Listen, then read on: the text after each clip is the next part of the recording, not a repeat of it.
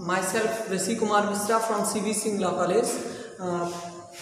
मैं LLB first semester में आपका जो फोर्थ पेपर है अपकृत्य विधि लॉ ऑफ टॉर्ट्स उसको पढ़ाऊंगा। और जो आपका ये सिलेबस है, आज चूँकि पहला दिन है, मैं लगातार 3 दिन इसे पढ़ाऊंगा, थर्सडे, फ्राइडे और सैटरडे। ये आपका लॉ ऑफ टॉर्ट मैं पढ़ाऊंगा आपको।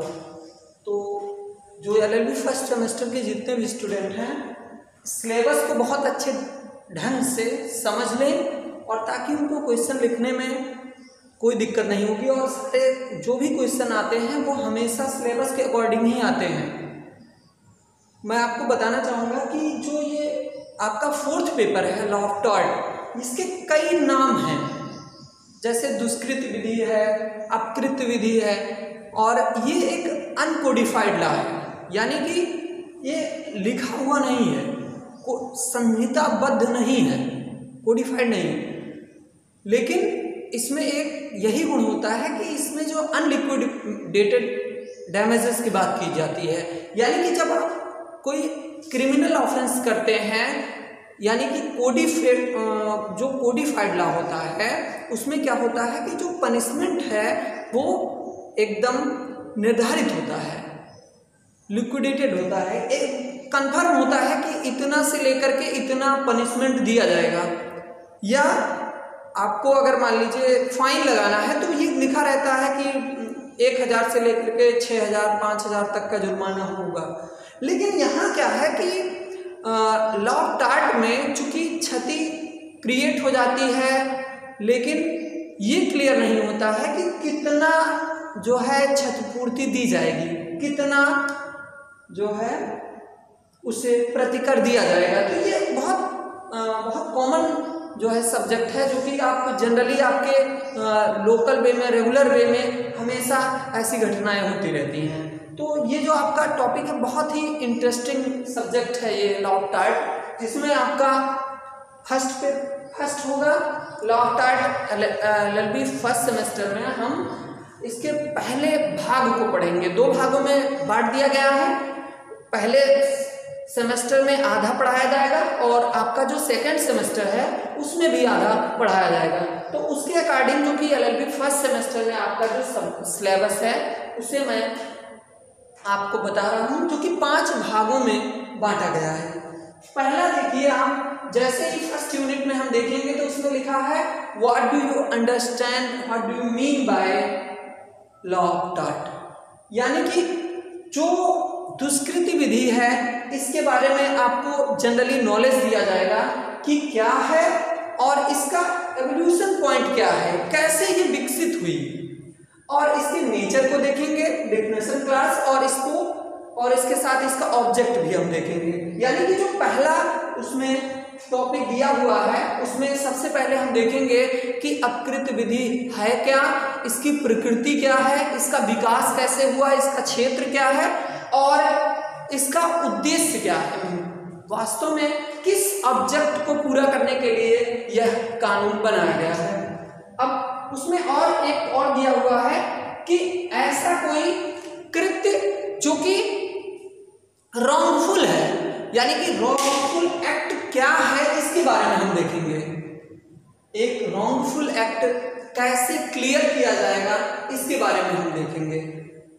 उसी में सेम टॉपिक में ही आप देखेंगे कि 2 राइट इन रेम की बात की गई है। इन रेम होता क्या है कि मतलब कब ऐसा कौन सा ऐसा कृत्य है जब किसी अधिकारों का उल्लंघन होने के बावजूद भी हमें कोई क्षति नहीं चुकानी पड़ती है। ऐसे कौन से ऐसे कृत्य होते हैं जिसमें हम गलती भी करते हैं लेकिन वो हमारा राइट होता है, वो राइट टू राइट अगेंस्ट होता है, यानी कि किसी अधिकार को काट करके अधिकार बना दिया जाता है और वहां हमें कोई क्षतिपूर्ति नहीं देनी होती है। कहने का मतलब यह है, इसमें 2 रूल्स दिए गए हैं, जो कि एक है, पहला है इसमें बिना हानि के क्षति, इंजरिया साइन डैमनम, एक लैटिन वर्ड है, और उसी को ये दोनों सिद्धांत बहुत ही इंपॉर्टेंट हैं। एक आपका पार्टिकुलर टॉपिक आता है एक एज ए इससे लिखने के लिए लीगल इससे टाइप का, वो आपको यहाँ भी काम देगा। और इसके अलावा जब लीगल इंग्लिश इंक्लूडिंग आपका 7th जो पेपर है उसमें भी ये काम करेगा। यानी कि अगर आप कोई विधिक लीगल इससे आप लिखने के लिए आया है तो वो यहाँ ये वहाँ भी काम करेगा। यानी कि ये बहुत ही इम्पोर्टेंट है आपके मार्क को अच्छे ढंग से बढ़ाने के लिए। तो और दूसरा है इसमें विधि बिना क्षति के हानि, यानी कि डैमनम साइन इंजरिया। कब आपके अधिकारों का डैमेज, जो आपको लीगल राइट्स दिए गए हैं वो डैमेज नहीं हुए हैं और आपको नुकसान भी हो जाता है लेकिन आपको कोई क्षतिपूर्ति नहीं मिलती है, ये आपको हम बताएंगे डैमनम साइन इंजरिया में। और उसके बाद जो यूनिट 2 है आपका वो है कब एक व्यक्ति, जब इसमें एक लैटिन वर्ड है सहमतिपूर्ण क्षति हमने लिखा हुआ है। ये एक लैटिन वर्ड है जिसका नाम है जो वायलेंटली नॉन फिट इंजरिया। ये क्या है कि अगर मान लीजिए अगर आपने कोई कार्य करने की सहमति मुझे दे दी है, अगर उस कार्य करने में थोड़ी सी भी अगर गलती हो जाती है या कुछ ऐसे मिसहैपनिंग हो जाती है जिसकी वजह से आपको चोट लग जाती है या क्षति हो जाती है तो उसमें हम जिम्मेदार नहीं होंगे। यानी कि कह रहा है कि अगर कोई व्यक्ति सहमति से कोई क्षति मोल ले लेता है तो वहां पर लीगल राइट्स क्या कहता है, क्या उसे क्षति की क्षतिपूर्ति मिलेगी या नहीं मिलेगी। अगला है इसी में नेसेसिटी, डॉक्ट्रिन ऑफ नेसेसिटी, आवश्यकता का सिद्धांत। क्या कोई व्यक्ति जब आवश्यकता के सिद्धांत के आधार पर काम कर रहा है और उससे कोई जो है क्षति हो गई है तो ऐसी दशाओं में क्या वह जो व्यक्ति जिसे जो क्षतिग्रस्त व्यक्ति है, पीड़ित व्यक्ति है, उसे कुछ क्षतिपूर्ति मिलेगी, नुकसानी मिलेगी या नहीं मिलेगी। इसमें 2 प्रकार की क्षतियां बताई गई हैं कि आवश्यकता के सिद्धांत में जब कोई पब्लिक के बारे में बात कही जा रही हो कि पब्लिक सर्वेंट हो या कोई हो, लोक आवश्यकता के सिद्धांत में लोक आवश्यकता का सिद्धांत, और यह है प्राइवेट, यानी कि पब्लिक और प्राइवेट दोनों के बारे में बताई गई है कि जब कोई व्यक्ति पर्सनली अगर कोई ऐसी गलती करता है जो कि उसकी आवश्यकता के दौरान होता है। ये एक जनरल एग्जांपल ले लीजिए, अगर मान लीजिए किसी व्यक्ति को जो है हॉस्पिटल पहुंचाना है, उसकी जान जाने वाली है, तो उस दौरान अगर छोटी मोटी क्षतियां हो जाती हैं, रास्ते में किसी का कोई सामान या मान लीजिए कोई एक्सीडेंट हो गया, एकदम लोअर जो है बहुत हल्की क्षति अगर आ जाती है किसी को, बड़ी क्षति को हटाने के लिए छोटी जो है अगर मान लीजिए डैमेज हो जाता है तो वो माफ कर दिया जाता है, जैसा कि आईपीसी के सेक्शन 95 में दिया हुआ है, डी मिनिमिस नॉट क्यूरिट लैक्स। तो उसमें दिया गया है कि मतलब जो है छोटी मोटी क्षतियाँ विधि जो है तुच्छ बातों पर ध्यान नहीं देती है, उसके बारे में बताया गया है। तो वही ऐसे ही यहाँ भी अप्लाई किया गया है लेकिन बड़ी क्षति ना हो। तो और अगला है कि मतलब जब खुद वादी की गलती, उसमें एक और दिया है कि अगर मान लीजिए प्लेंटिफ कि अगर कोई गलती हो गई है तो उस दौरान क्या किया जाएगा, क्या वादी को क्षति दी जाएगी या नहीं दी जाएगी। और एक और है एक्ट ऑफ गॉड की बात कही गई है कि दैवीय कृत्य की दशाओं में क्या होगा। एक इसी में आपका टॉपिक दिया हुआ है कि दैवीय कृत्य की दशाओं में क्या वह जो क्षति करता है वो जो व्यक्ति जिसे क्षति हुई है यानी कि विक्टिम को, वो पीड़ित को क्षति पूर्ति देगा या नहीं देगा। कुछ कंडीशंस दी गई हैं और अगर दैवीय कृत्य होता है तो वहां वह क्षति देने के लिए लायबल नहीं होता है। तो ये इसके बारे में हम पढ़ेंगे। और एक है इनवाइटेबल एक्सीडेंट, अपरिहार्य दुर्घटना। जबकि आप जानते हैं कि मतलब ऐसी दुर्घटना घट सकती है तो आपको सिक्योरिटी भी करनी चाहिए। अगर आप करते भी हैं तब भी हो जाती है तो क्या लायबिलिटी बनेगी, ये हम देखेंगे इनवाइटेबल एक्सीडेंट में। अगला है प्राइवेट डिफेंस।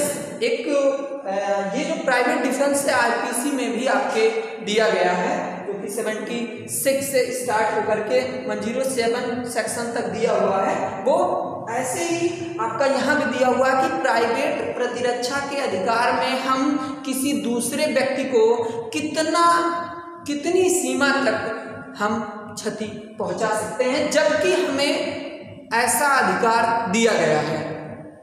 ये हम यहाँ देखेंगे। एक और है स्ट्यूटरी अथॉरिटी की बात कही गई है कि जब कोई व्यक्ति एक स्ट्यूटरी अथॉरिटी का प्रयोग करते हुए कोई जो है कार्य करता है, उस दौरान अगर क्षति हो जाती है तो वहाँ क्या लायबिलिटी होगी, इसके बारे में बताया गया है। और यहाँ दिया हुआ है कि अगर मान लीजिए कोई जुडिशियल या क्वासी जुडिशियल अगर कार्य हो रहा है, एक्ट्स हो रहे हैं, तो उस दौरान अगर कोई गलती हो जाती है या कोई क्षति किसी व्यक्ति को हो जाती है तो वहाँ पर क्या रेमेडी दी गई है, इसके बारे में हम अध्ययन करेंगे। और लास्ट इसमें दिया गया है सेकंड टॉपिक में आपका दिया हुआ है लास्ट वाला मिस्टेक, यानी कि अगर भूल की गई है तो इस दौरान कैसे जो है आपको क्षतिपूर्ति दी जाएगी। आपका जो थर्ड यूनिट है वो आपका विकारियस लायबिलिटी है, वो स्पेशली प्रतिनिधि दायित्व है क्या, और इसके बारे में इसकी परिभाषा देखेंगे, इसकी मीनिंग्स देखेंगे, स्कोप और इसकी जो लीगलिटी है उसको हम देखेंगे। वास्तव में ये कहाँ तक औचित्यपूर्ण है इसके बारे में हम देखेंगे। इसी में और देखेंगे कि मास्टर और सर्वेंट के बीच में रिलेशन और उसमें होने वाली जो बहुत सारी दिक्कतें होती हैं उसके बारे में, और उस सेवक के द्वारा जो कोई अपकृत्य कार्य किया जाता है, ऐसी दशाओं में कब मालिक लायबल होता है, कब वो कृत्य मालिक का कृत्य माना जाता है। यानी कि इसमें मालिक और सेवक में हम देखेंगे कि जो सेवा की संविदा होती है उसके बारे में देखेंगे, यानी कि द कॉन्ट्रैक्ट ऑफ सर्विस होता है, नॉट कॉन्ट्रैक्ट फॉर सर्विस, यानी कि सेवा की संविदा होती है। किस काम के लिए? सेवा के लिए संविदा होती है, यानी कि जो संविदा होगी वो सेवा की होगी, बस केवल सेवा की। और उसमें उसी में और है कि who is master and who is servant, इसके बारे में हम देखेंगे कि कौन मालिक होगा, उसकी क्या कैरेक्टरिस्टिक होगी, और उसके कैरेक्टरिस्टिक्स को देखेंगे, और सर्वेंट के कौन कौन से मेरिट और डिमेरिट्स होते हैं उसको हम देखेंगे। वास्तव में इसके एक कैसे गुण होने चाहिए, कैसा कैरेक्टरिस्टिक्स होना चाहिए, इसके बारे में देखेंगे। अगला है ये स्वतंत्र ठेकेदार, इसके बारे में भी हम देखेंगे कि एक जो इंडिपेंडेंट कॉन्ट्रैक्टर होगा वो कैसे होगा, क्या वह पर्सनल होगा, प्राइवेट में होगा, यानी कि व्यक्तिगत तौर पे होगा, या वो सार्वजनिक भी हो सकता है, इसके बारे में देखेंगे। फिर प्रिंसिपल एंड एजेंट, ये जो आपका तीसरे यूनिट में जो आपका टॉपिक है प्रिंसिपल और एजेंट, यानी कि प्रधान व्यक्ति कौन होगा और उसका एजेंट कौन होगा, ये हम देखेंगे। और क्या एजेंट के द्वारा किया गया कार्य प्रधान का कार्य माना जाएगा, इसके बारे में हम देखेंगे। और इसका अगला है टॉपिक है पार्टनर्स। एक पार्टनर की लायबिलिटी क्या होती है किसी फर्म में, या एक पार्टनर दूसरे पार्टनर के प्रति किस प्रकार से दायित्वाधीन है, इसके बारे में हम देखेंगे। और अगला फिर उसी में टॉपिक है कि क्या लायबिलिटी होती है स्टेट की क्या लायबिलिटी होती है किसी व्यक्ति के प्रति, इसके बारे में देखेंगे हम। यहाँ हम एक दो चीजें और बताना चाहेंगे आपको कि जब आप ये मालिक और सेवक के बीच संविदा पढ़ेंगे तो ये एक इसका सीधा सा फार्मूला है कि अगर वो सेवा के अनुक्रम में कार्य किया जाएगा तो हमेशा वह उसमें जो सेवक का कार्य है वो कार्य मालिक का ही माना जाएगा। अगर वो सेवा की संविदा के अंतर्गत आता है और वह सेवा के दौरान और नियोजन के अनुक्रम में किया गया है तो वो कार्य, सेवा का जो कार्य है वो मालिक का कार्य माना जाएगा।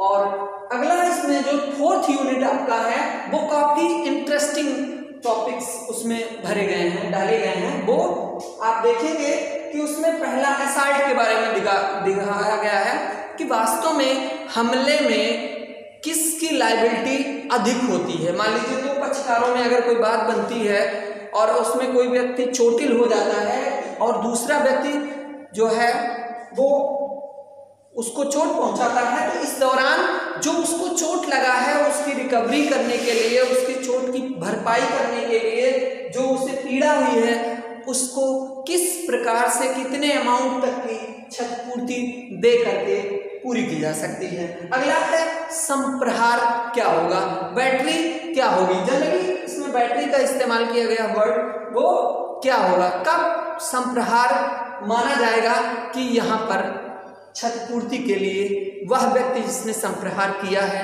दायी होगा। इसमें एक और है उपताप के बारे में दिया गया है। ये बहुत ही अच्छा टॉपिक है, इसे मेहन कहा जाता है, वो इंग्लिश में लिखा हुआ है। जैसे जनरली न्यूसेंस क्रिएट होता है कि अगर मान लीजिए कोई बच्चे हैं, अगर 10 बच्चे हैं, उनकी देखभाल के लिए एक टीचर लगाया गया है और बच्चे बहुत शरारती हैं, कोई गलती हो जाती है, तो यहाँ किसकी लायबिलिटी मानी जाएगी। और उन बच्चों के द्वारा अगर कोई व्यक्ति क्षतिपूर्ति, किसी व्यक्ति को क्षति हो जाती है, तो उस दौरान क्या वह बच्चे लायबल होंगे या वह व्यक्ति जो ऐसे कृत्य का जो है देखरेख कर रहा है, जो जिनके निर्देशन में बच्चे हैं, वह व्यक्ति लायबल होगा। तो ये कई टॉपिक्स उसमें दिए गए हैं। अगला है फॉल्स इम्प्रिजनमेंट। अगर किसी व्यक्ति को कोई भी व्यक्ति झूठे कारावास में फंसा देता है, तो उस दौरान वो जो व्यक्ति पीड़ित है, जो फंसा हुआ है, जिसे झूठे कारावास में सजा दी गई है, तो ऐसे व्यक्ति को कितनी क्षतिपूर्ति दी जाएगी, इसके बारे में हम देखेंगे। और एक मेलेसियस प्रोसिक्यूशन एक वर्ड है कि मतलब जो है अगर किसी व्यक्ति को झूठा जो है अभियोजित कर दिया गया है। यहाँ मिथ्या कारावास और विद्वेषपूर्ण अभियोजन में एक अंतर होता है। जनरली ये प्रथम चरण होता है विद्वेषपूर्ण अभियोजन और ये इसका परिणाम होता है। आप यही देखेंगे कि अगर कोई व्यक्ति झूठा अभियोजन दर्ज कराता है और फाइनली उसे कारावासित कर दिया जाता है, तब ये मिथ्या कारावास दंडित किया जाएगा। लेकिन अगर मान लीजिए किसी को झूठा अभियोजित ही किया गया है, तो ऐसे मामलों में विद्वेषपूर्ण अभियोजन के तहत कार्रवाई करके उसे क्षतिपूर्ति दी जाएगी जो व्यक्ति पीड़ित है। और इसमें फाइनली जब वो सजा काट चुका होता है, तब यहाँ पर दिया जाता है क्षतिपूर्ति। इसमें बहुत सारे जो है मामले आप सुनने में आपको मिलता होगा। एक जो आपका एक और टॉपिक है नर्वस शॉक का टॉपिक। ये बहुत इंपॉर्टेंट है, बहुत सारे केसेस होते हैं और इसमें बहुत इंटरेस्टेड केसेस भी हैं जो हम और आप साझा करेंगे। और ये 5वां यूनिट जो है वो भी काफ़ी इम्पॉर्टेंट है और आप जान ही रहे हैं कि जो 5वां यूनिट है इसमें ये आपका 7वां पेपर है लीगल इंग्लिश का, उसमें भी ये दोनों बहुत महत्वपूर्ण भूमिका अदा करते हैं। ये हमेशा ये दोनों लीगल हिस्से के रूप में बन के आते हैं या केस एनालिसिस के रूप में आ सकते हैं। इसके पॉइंट्स हम आपको पूरी तरह से समझाएंगे कि किस प्रकार से इसे समझना है और कैसे लिखना है। अक्सर आप देखेंगे जो कठोर दायित्व का सिद्धांत होता है, ये रायलैंड बनाम फ्लेचर एक इंग्लिश वाद था, उस पर आधारित है। स्ट्रिक्ट लायबिलिटी क्या होती है, कब होती है, क्या इसे भारत में विधिक मान्यता दी गई है या नहीं दी गई है, तो इसके बारे में हम अध्ययन करेंगे। ये इसके बाद इसी के जस्ट बाद आया हमारे इंडियन पेपर में आया हुआ है, वो है एब्सोल्यूट लायबिलिटी यानी कि आत्यांतिक दायित्व। इसके 2 प्रमुख केसेस आए हैं। जो 1984 में भोपाल गैस त्रासदी का केस आया था, उससे ये बना हुआ है, ये केस वहीं से उभर कर आया। और एब्सोल्यूट लायबिलिटी का जो प्रिंसिपल है वो इसी केस से आया हुआ है। उसके बाद एब्सोल्यूट लायबिलिटी को पूर्ण रूप से मान्यता प्रदान करने वाला दूसरा केस MC मेहता बनाम भारत संघ आया था, जो कि 1987 में आया हुआ था। सुप्रीम कोर्ट ने इसमें बताया कि कोई व्यक्ति कितना भी सतर्क तौर पे कोई कार्य कर देता है, लेकिन अगर किसी व्यक्ति को वहां पर उस क्षति हो जाती है तो वह अत्यांतिक रूप से यानी कि निश्चित रूप से जिम्मेदार होगा अगर उसके द्वारा कोई ऐसी गलती की गई है और जिससे किसी अन्य व्यक्ति को क्षति मिली है।